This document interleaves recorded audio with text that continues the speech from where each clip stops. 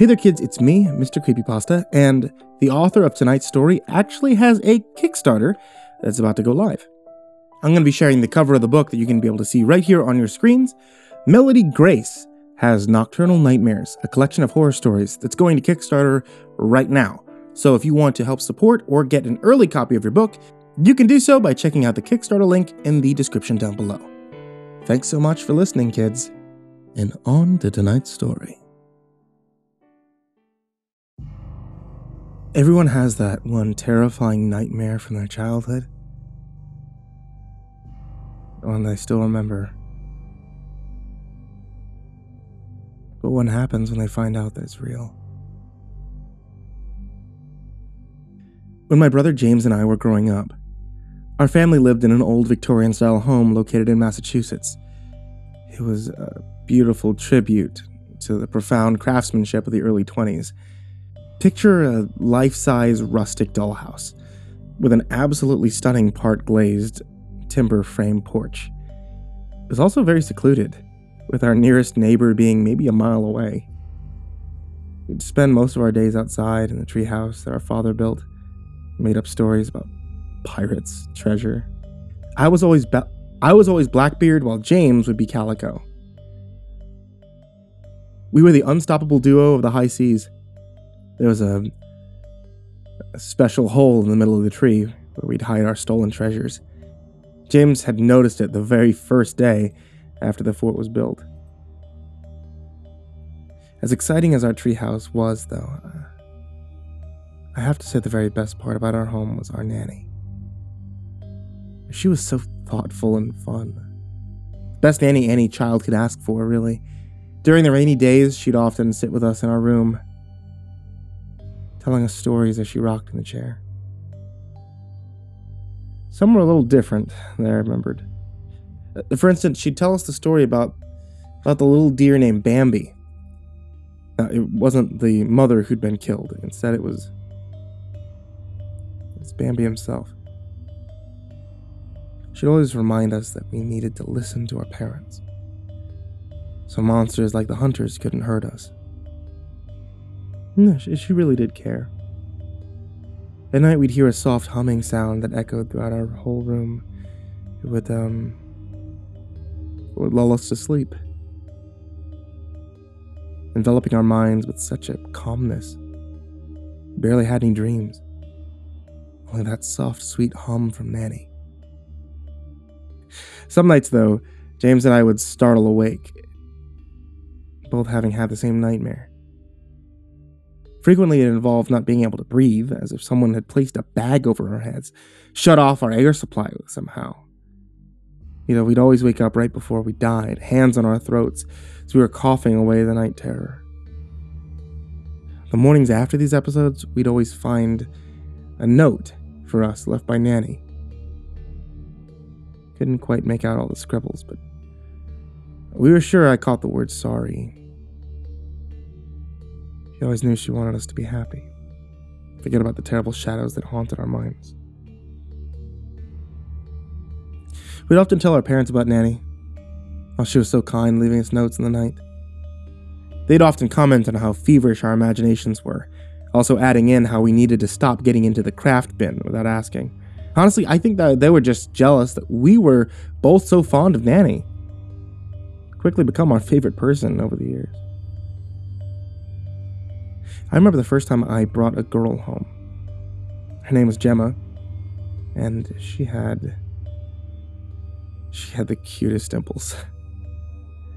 I was about 15 years old at the time, just learning all the ins and outs of young love. I thought we were going to grow up, get married.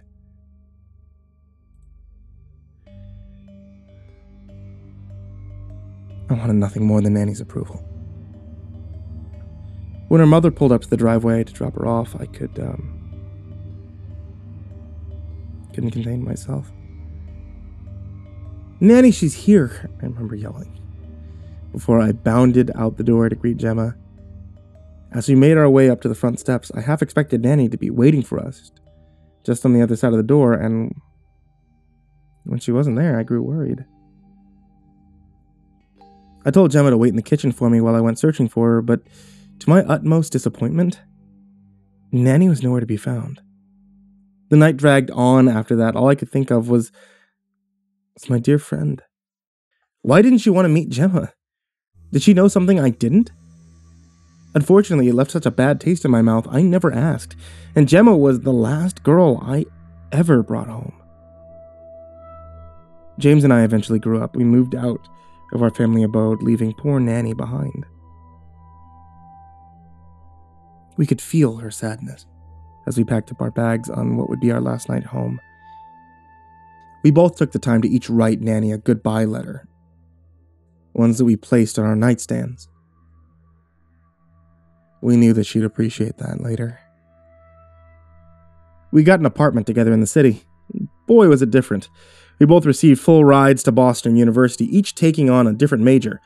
I had decided that I wanted to be a teacher, while James was interested in engineering. He was more interested in getting his hands dirty, I guess. The schoolwork was time-consuming, but we never forgot about Nanny.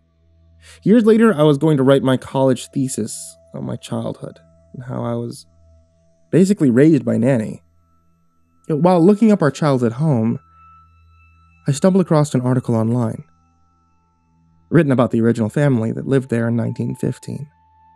A mother, a father, 2 little ones, and their Nanny. Our Nanny. My head began to spin as I inspected the article more thoroughly. Was this the same woman? How is that possible? I was confused, but I guess a little excitement was there to learn all I could about the woman, or I guess the spirit, who had helped raise both my brother and myself. I nostalgically thought to myself, maybe she missed the kiddos from her previous family. That's why she took good care of us. I couldn't have been more wrong. The word murderer caught my eye, and I quickly scanned down the article, mortified at what I was reading. A lump began to form in the back of my throat as my heart sank deep into my chest. The article reported how the nanny had lost both her children due to the negligence of a drunk driver in 1913, never having been able to properly cope with the deaths since she actively searched for the monster that had stolen her babies' lives. That's when she became employed by the Dobsons. On her journey for revenge, she had taken care of the mother's children as if they were her own. Until that dreadful night when she murdered the 2 sleeping babes. She smothered them with a pillow, most likely singing to them, ever so sweetly as she did. After they had died, the article stated that the nanny had written what appeared to be a suicide letter and left it next to their bodies. She then killed herself. At the very bottom was a photo of the backyard, same one in which my brother and I used to play. In the middle was the tree that our fort had been built upon. As I looked closer, I noticed our treasure hole, only it looked different.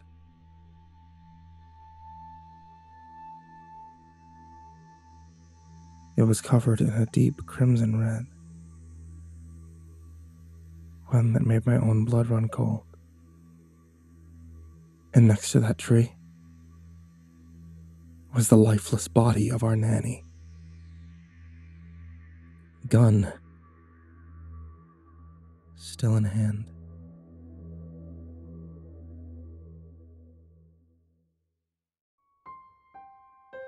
Hey there kids, it's me, MrCreepyPasta, and thanks for listening to tonight's story.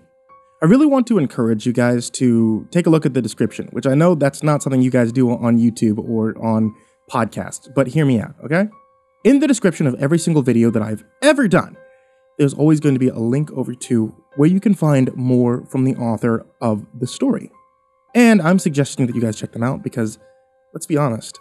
Without the authors, there are no creepypasta stories. I mean, yeah, I'm pretty sure I could be on here and tell you guys the cookie dough recipe off the back of a Chips Ahoy, but that's not going to be nearly as interesting. So seriously, if you guys are listening here on YouTube, or if you're listening on Spotify, or iTunes, or Google Play, then take a look. I also want to give a great big thank you to Andrew Steinberg, Andreas Solvik, TheGingerBroz, Dante, Rowe, Chompski, Melissa Siegwert, Sindee Barney, TheRedOakShieldVirus, Gabrielle de Baca, Asia, Tyler Ramberg, Nicholas Saeid Alyain, Brianna Van Tine-Janzen, Ken LAndo Higuchi, Erik Mary, Daniel Poulsen, Trace Miles, Jordan Alexander Sanchez, and Wayne Milestead. These guys are the big boys over on patreon.com/MrCreepyPasta, which you can always go to if you'd like to help support me and the show. That's it for tonight, guys, and sweet dreams.